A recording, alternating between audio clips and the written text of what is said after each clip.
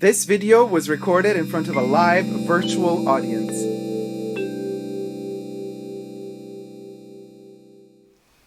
Hi everybody, Dacob here. Welcome back to the Fashion Bunker. Boy, have I got story time for you today. Topic is, Chanel blocked me from purchasing stuff and I triggered the alarm at Chanel. So, let's get straight to business. Let's get to the story time video. But before I tell you the whole story, thumb it up and subscribe to my channel today if you haven't already, but are considering. You want to get more news, more info on the Fashion Bunker, Dacob, and all my stories and adventures? Then subscribe today. You can also push the join button next to the subscription button, become a member, and gain access to extra perks. You can also join me on Patreon, superdacob all spelled together on Patreon. Also there, access to extra perks. And thank you to all my members and patrons who have already pledged. Without you, the Fashion Bunker would not be here. And thank you also to all my live co-conspirators in the chats who are going to witness with me this experience. We're going on a journey together. This video is being filmed live, so all of y'all in the live chat, you're going to travel with me to Chanel. Now envision this, you guys. Here we go. Twinkle time. Drama time.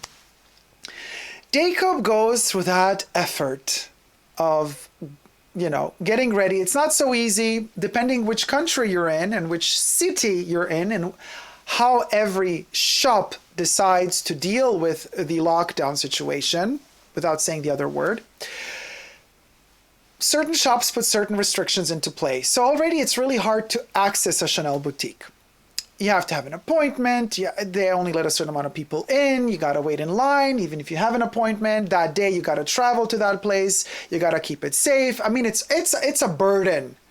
It's a lot of work. First world problems, but you clicked, boo. You clicked on a Chanel video title, so it is what it is. So anyway, I go through all that effort, which takes hours and hours of preparation, because I had to pick something up. I had to buy something. I had to. Can't live without it. But so my idea was to go there and purchase something. Okay. So I made an appointment to see the collection, to see what's in the boutique with my sales associate. And my sales associate also said, Dacob, there's also a surprise when you get to the boutique. And I was like, ooh, there's a surprise. Yeah, but I'm not going to tell you anything. You're going to see when you get there. And I was like already thinking, oh my God, they're finally putting me on some list of something. It's going to be amazing. I don't know, whatever. So anyway, I arrive. And as I enter, first of all, queue in front of the boutique. So waiting. And then at one point the boutique got emptier, but they still wouldn't let me in because they're like, yeah, but well, the problem is like we're still over our limit. Like your sales associate is ready for you, but we still have too many people inside. We got to wait for them to leave. So wait some more. 20 minutes pass. I finally am allowed to enter. I brought a lot of patience with me that day, so it's not like that was an issue. Fine. I enter, my sales associate greets me and says, look at this. And as I veer around the corner, in the center of the boutique is a monolith, right? A black monolith, just like from Stanley Kubrick's 2001: A Space Odyssey. And I went like, ooh, child, that looked good. I mean, very fallacious in many ways, because it's like not a Stanley Kubrick type of, like, do I have it here? We're not talking like, here's a bottle of coco, eau de parfum, fingerprint magnet, sorry. But, the monolith is like kind of thinner on one side and thicker on another. So this would be monolith shape. No, this was not like that. The monolith in the boutique is more square, but really long. Anyway, so there I is looking at it from one side thinking, what is this? And I rush to it and I walk around the side, and around the edge, one side of it, one panel is like a text advertising for the iconic timeless classic bags, which they have now officially renamed 11.12 bags. And in a niche, there's like a cutout hole within that monolith. In it is a projection screen projecting the bag in movement or the production of the bag. You see people hammering, working on the bag, and in front of it is the timeless classic or the newly renamed 1112 caviar grained with gold hardware bag standing there looking at you. Okay, and then on what should I call it? Parallel to it, opposite of it, the other wall of that monolith is the same structure mirrored, just in the niche is not a caviar version gold hardware bag, but a lambskin version silver hardware 11-12 bag. And I'm like walking around it thinking, oh, this is, yeah, okay, monolith. What are they trying to tell us? I guess this means another price increase is coming, because if they're investing this extra money to push this bag on us even more, another price increase is coming. And then on the fourth and last wall is a QR code that you can scan, and then it opens up a special feature on the website. And underneath that QR code is a little container with this little booklet here that you can slide out, explaining everything about their new bag. Now, if you want to see this book explained in detail and read to you by me, join me on my members platform. Become a member today, tier 2 members on my YouTube channel, as well as Super Dacob all spelled together on Patreon, as well as my patrons, tier 2 patrons. Both of y'all get access to the special video reviewing this and much more about Chanel, which has been filmed and will be up and running in no time on my tier 2 members and a Patreon channel. So I got that book and I asked my sales associate, can I have one of these? Because they had 4 of them like stashed next to each other. And already there, she was like, immediately like grabbing onto it. I was like, yeah, look, you got 4 of them. It seems like it's something that people can take. So yes, I'm going to want one book. As a huge Chanel collector and lover of Chanel as I am, they're there to be taken. Or again, must one spend over $50,000 to be able to get one of those books. But no, I got the booklet. I guess she was just being ironic about it, but irked me a little bit the wrong way, even making a joke about it, because you know the situation is already delicate. You know Chanel already doesn't invite almost anybody to any event unless you don't spend a kidney, a leg, and an arm on their products. Otherwise, they don't deem you worthy enough. So that's already like irks me, because they are that arrogant. But then, okay, so I hold on to my booklet. I got my booklet, and we're moving to the other room now. So that surprise was the monolith and this book. And we moved to the other room where I need to talk to her about a list of things that I need or needed. And here we get to the complications. So there's this 2 products in particular that I was looking at in leather. And before getting to the problem of the blockage, I already, for the time being, eliminated one of the 2 leather products from my final selection. And I said, still ain't 100% sure about this one. It doesn't convince me for a variety of reasons for now.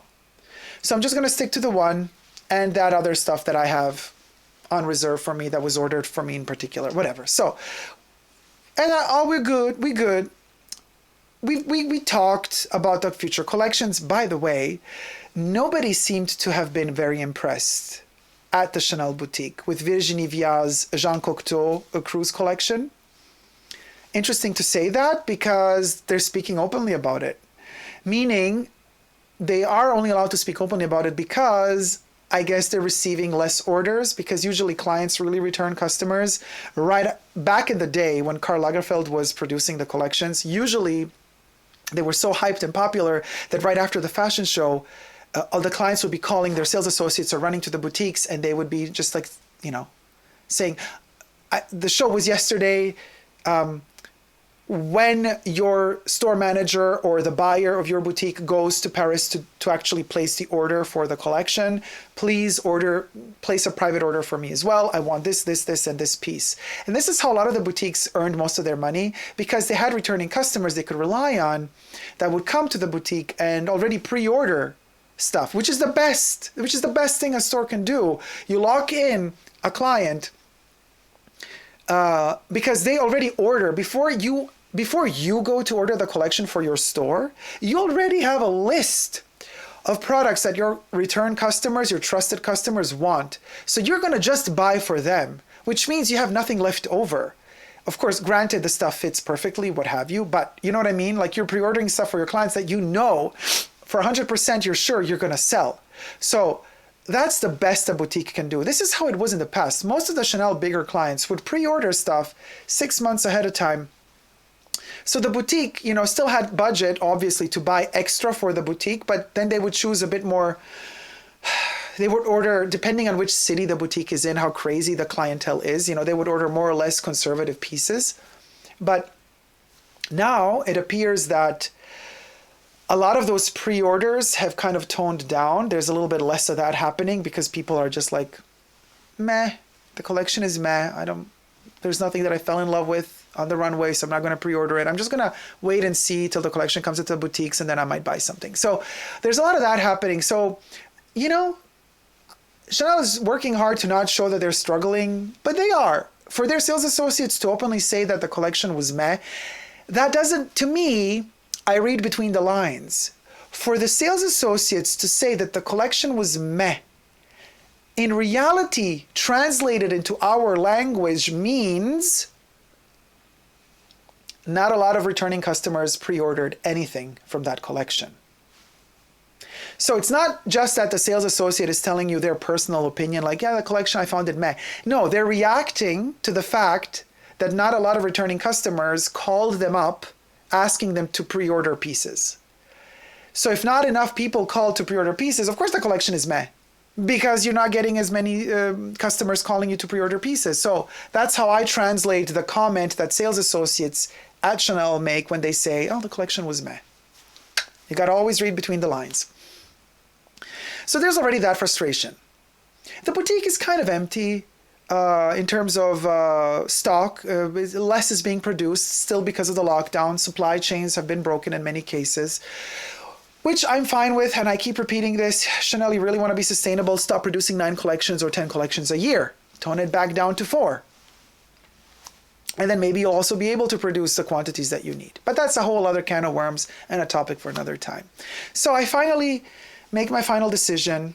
And here we are walking with the pieces that I want towards the cash register, which is in another portion of the boutique. So we go out of the pret-a-porter section where I was sitting down on my sofa, where I always sit, and we're going to the cash register. There, this is how the system works. The sales associate doesn't touch, like in normal stores, the same person can ring you up at the cash register. The person that was, helping you out rings you up on the cash register and it's done. Not at Chanel. At Chanel, you have one person who's responsible just for the cash register. One person is responsible for inspecting the product before it goes into sale. So there's a lot of people involved. This not just to avoid theft or whatever trickery and sorcery can be done, but also to keep rigorous control of the standards of quality or whatever, of service, of blah, blah, blah of Chanel. So she takes me to the cash register. We put down the pieces on the cash register and she calls the other person responsible for cashing it in at the cash register. That day, they were short on staff. So the person that is right underneath the store manager who does the controlling also did the cash register in that moment, in that instance, because they were short of one person. But still, separate person did the cash register. So there she is at the cash register. My sales associate then scans in the products and then attaches them to my account, to my customer number at Chanel. And you don't hear a sound. It's not like it did like, eh. But when she scanned it, she goes, oh, and I'm like, what's wrong? And then she looks, so she's on her phone where she scanned the thing. They have their little phone where they can scan everything. It's all connected to the Chanel system. She turns over to the other lady and she's like, she said something with a number like, oh, we got a code. It was so ridiculous. It was like being in a James Bond movie. Like, we got a code 40. Or I don't know what she said anymore. I don't know what code she mentioned. But the other lady, underneath the store manager, kind of the assistant store manager that was at the cash register, she knows me as well since many, many years. But anyway, she's like, oh, I see. And then I jump in and I say, oh, did I buy too many leather goods in the past month? And then she goes, yep, the system blocked you out. You can't purchase anymore because you're allowed 2 leather goods every 2 months. And I'm like, really? Are we really going to play this shtick now? You know, this is a system that you have set in place for tourists and people that you might suspect are resellers, that people that, you know. Yeah, well, you see faces all the time. If you see a return customer that's kind of sketchy, keeps buying the same product over and over again, you know they're reselling stuff. But anyway, so I'm like there fuming, starting to think, really? I'm still not saying anything. I made the comment like laughing, like, did the system block me out because I bought too many bags? But inside I'm like, oh. And then she goes, yes, it did. But we have the assistant store manager here. And she looks at me and she laughs. She looks at me like, she had glasses on. So she puts the glasses on. She looks at me like from under the glasses. She's like, laughed like diabolically. I was like, what is going on? She's like, of course you can buy the bag. Oh, and I was like, oh, why are you messing with me? So, of course, all's well that ends well. All's well that ends well. Stay tuned for the unboxing coming up in the next video. So be sure to subscribe to my channel, to thumb up this video, and to follow me for this continuation of the saga, because there is an unboxing coming. So she said, okay, yes, of course, you know, you can buy the bag. And I was like, oh, come on, don't, you know what? No, don't do this to me. You know, I'm already like borderline with Chanel with a lot of, I love you to bits. I love you to bits, but don't do this to me. And then she laughed and she said, well, okay, let me tell you how it works. Just to explain it to you. Your sales associate who's been with you for a long time, she loves you. We all love you. We all know, but she has to, per regulation at Chanel, she has the obligation to tell me, not me, to tell either the store manager or the assistant store manager when a customer is locked out because they have reached their limit per every 2 months. And then I, the assistant store manager or store manager, assess the situation and look at the client's history, who they are, do we know them? And then I decide whether or not that lock can be vetoed or not vetoed. And of course, in your case, yes, of course you can buy what you want because we know you, we trust you, we know that you love these pieces, we know that you're going to wear them. Of course, I'm going to bypass the blockage, but just to let you know how it works, in order for me to bypass the blockage, I have to, as assistant store manager or store manager, I have to report to Chanel Paris. They have to do this. They have to write a short text explaining why they have bypassed the blockage. So she was really transparent with me, and I love her for that. You know, she has a reputation of being sketchy. Some people say she's a bit sketchy. I don't care. She can be as sketchy as she wants. When she's talking behind my back, she could also talk shit about me. I'm used to that. People talk shit about me behind my back all the time. I'm fine with that. But as long as she's in my face, direct as she was, I'm like, I respect that very much. Thank you. So she said to me, so usually in this case, what I'm going to write these people is, well, this is a return customer. He's a local client. He's not just a tourist traveling by. We know for certain that he's wearing these pieces, that, you know, he's not going to resell them, and we also know for certain that he has also purchased other things from us, sunglasses, costume jewelry, clothing. So it's not a person who only comes to purchase leather goods. It's a customer that has a variety of products already purchased. So we have that obligation, she tells me, to refer to Chanel why we're bypassing the blockage. If we don't do that, we get in trouble. We are in breach of contract because as per our contract, this is part of our job. We have to do this. Chanel wants us to do this. So of course the alarm is going to go off when you go over a certain limit. Of course your sales associate has to, no matter how much she loves you, no matter how much she knows that you're not a reseller, and no matter how much she knows that you're not doing any shady business, she has to, per her contract, tell me about it, and then I have to decide whether or not to deblock it. You've just witnessed all of this live in front of you because we trust you. Otherwise, what usually happens is she would go to the back, talk with her behind closed doors, they make a decision, then they come back to talk to you. But because they know me so well, all of this drama happened right in front of my eyes, and I was kind of lucky to be able to witness it. At the same time, it was frustrating to witness it, but all's well that ends well, as I said, and they let me purchase the bag. Now, the thing that made me, go overboard with was this one, love of my life, the 255 pouch that I've unboxed for you guys just a couple of videos ago. So you could go check this out, this video out, card section up above, in the description box down below as well. So review video of this one is coming as well. By the time you watch this video, the review video might be up as well. If it's up already, link will be in the description box down below. So this was kind of the one. My 255 pouch is the pouch that made me go overboard with my limit, with my 2-month limit.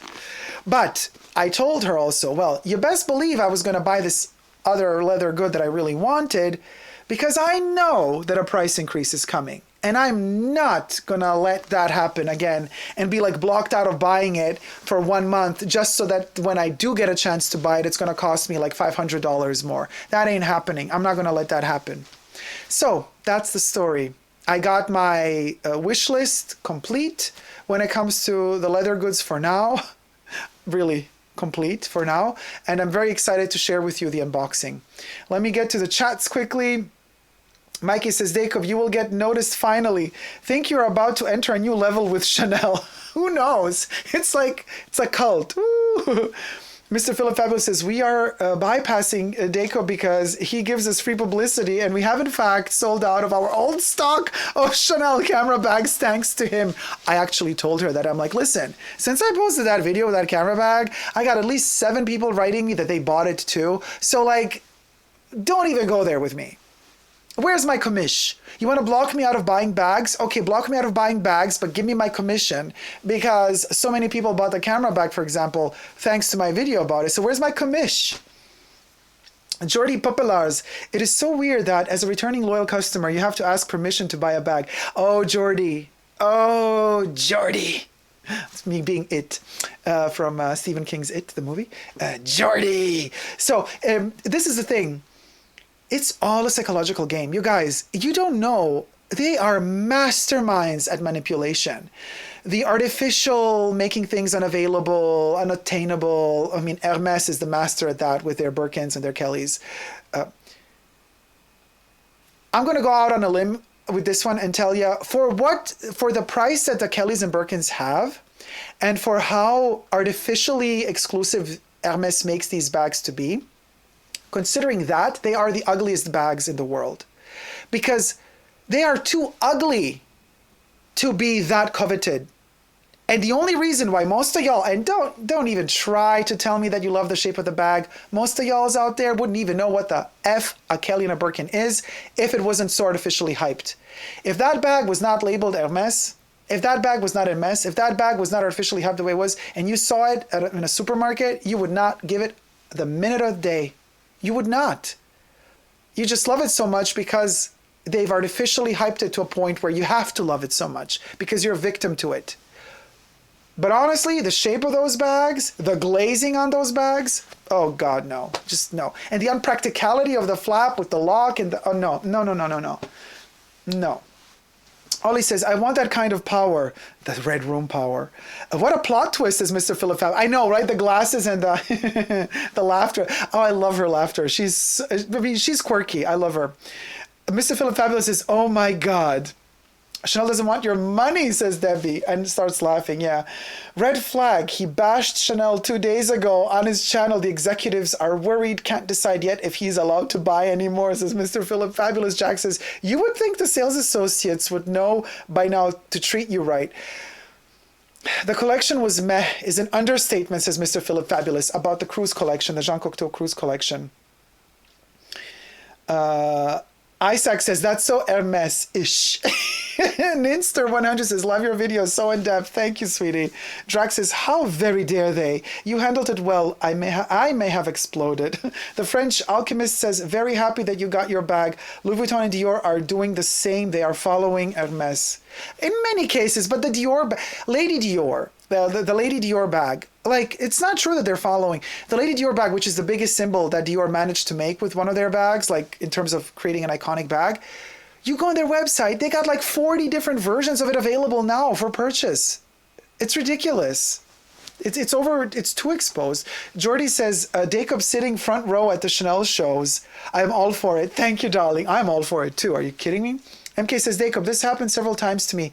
They just couldn't produce on an anonymous invoice for your leather good. That's usually what they do in Europe.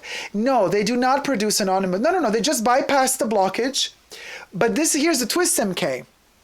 So guys, go follow me on Coco Chanel is in my house, all spelled together, Instagram profile, because there I just posted the newly launched Chanel et moi, or Chanel and me, program that they have for all their bags, bags and wallets on chain only, not small leather goods. They've launched from April on 5-year warranty on every bag and every wallet on chain you buy. But you got to unlock the Chanel et moi process in the boutique. So MK, back to your question or back to your observation, they cannot do this anymore if you want to trigger your 5-year warranty, if you want to activate it. That warranty has to be on the bill that you paid for. It has to be in your name so that bag is connected to your name. Then the sales associate, that's what she did to me with the purchases that I made in April. Like for example, for this bag, the day I bought it, that system wasn't active yet. But so yesterday when I went into the boutique, we activated it also for this bag because I bought it in April. And so your name has to be on the bill. And now they started writing the serial numbers of the bag on the bill as well. So then the sales assistant activates her phone, lifts it up to you, gives you a unique QR code just for you. You have to scan it. Then it opens up a whole file that then saves your bag into this new file order system. So you cannot do a generic invoice. If you do that, your warranty is void. So be very careful with that in the future from here on out. But I'm going to make a whole other video for you guys explaining the whole Chanel and me situation. Drax says, how very dare they? You handled it well. It may have exploded. Yeah, but it didn't. Lynn says, whoa, Dacob's shading a little bit. I admit, I like Hermes ladies' bags in the past, but when I got my first Birkin 4 years ago, I was mesmerized about how perfect it is constructed. The quality is head and shoulder above Chanel's bags. So what? It's still an ugly bag. It's for what it is and how they artificially hype it. Like, you want to hype something really cool. Not a Birkin and a Kelly. Sorry. It ain't it. It just ain't it. The best service would have been to have bypassed the system without you even knowing. These micro power games are ridiculous, says Drac. I was happy to have witnessed it because, you know why? Because they felt safe in front of me. They were like, it's okay. We could tell them this is the issue. It is like, they felt comfortable enough to share this with me. And I think that was really cool, I don't know. It's like when you're in a relationship with somebody for so long and then all of a sudden, like, they're not scared to leave the door open when they go to the bathroom anymore. Weird comparison. Oh, Tati, why? Thank you for becoming a member of the Fashion Bunker. Thank you, sweetie. Christina says, my sales representative is my favorite perfume shop in Sofia in Bulgaria, told me that that his acquaintance who works in the Qatar Chanel store told him that the customers are not impressed by the quality and the store has a lot of returns all the time. Yes, of course, especially in the Qatar area because they're very, very picky with their quality. John Baxter, the closest relationship I have with a sales associate is the butcher at my neighborhood fresh market. I mean, how close is that relationship? Because, butchers are kind of hot. I swear, Mr. Philip Fabulous says, Chanel does this drama on purpose with you. Free publicity. They know you are going to talk about it on your channel, on your Chanel. Yeah, maybe they do, but it's a fabulous... Listen, there has never been a better reality TV show than Dacob Goes Chanel. Mind, Body, Soul says, look gorgeous, Louis Vuitton, Chanel, Hermes are all political. It feels demonic almost, mind control-ish, like as in New World Order control. Oh yes, and we love every minute of it. Thank you guys so much for tuning in and watching. I hope you've enjoyed this video. Thumb it up and show the YouTube algorithm that we're doing something right here. And join me. Subscribe to my YouTube channel if you haven't already, and push the join button to become a member today and get access to extra perks. You can also join me on Patreon, superdacob all spelled together. Join me there to also gain access to extra perks. Amongst the many perks is being listed here in the scrolling section in the credit roll bar at the end of every video as co-producer of the Fashion Bunker, just as in every good Hollywood movie ending. You also gain access to other perks such as reductions for the merch store, special prices, special offers for the merch store. You get exclusive full reruns of the entire live streams that do not come to YouTube. You also get exclusive videos that are produced only for my tier 2 patrons and tier 2 members, and you get access to an exclusive live pre-show every Saturday before the main show, a 1-hour pre-show just for you guys, where we get unhinged, down and personal, with no restrictions, censorships, or limitations that usually YouTube puts upon us when we do the main videos and the main live stream. So look forward to that. When it comes to Chanel, you guys are totally right. It's like a sitcom / reality TV show / soap opera. They're playing their game, but you best believe I ain't born yesterday. She plays her games as well. I do my part as well. You know, I also catch every bit of information that they give me, and I expand it as well. Dacob Goes to Chanel is the type of reality shows I want to watch, says Mr. Philip Fabulous. I would love if they allowed me to have a camera follow me every time I go purchase something. That would be amazing. So Chanel, for me, is amazing.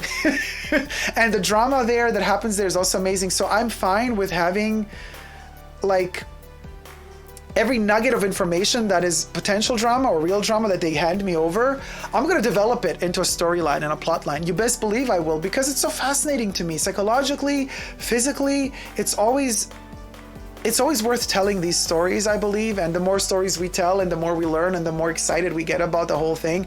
And it's like reading a book, a never-ending book, you know. Oh, the new episode is out of the soap opera, Dacob Goes Chanel. There you have it. Follow me on Coco Chanel is in my house Instagram profile, all spelled together, to see my Chanel collection and everything Chanel's up to these days. Also follow me on Coco Chanel Privé, all spelled together, dedicated to the life of Coco Chanel. Thank you guys so much for watching. Until next time, never forget to never give up on love. Love you all. See you soon. Take care. Bye. Mwah.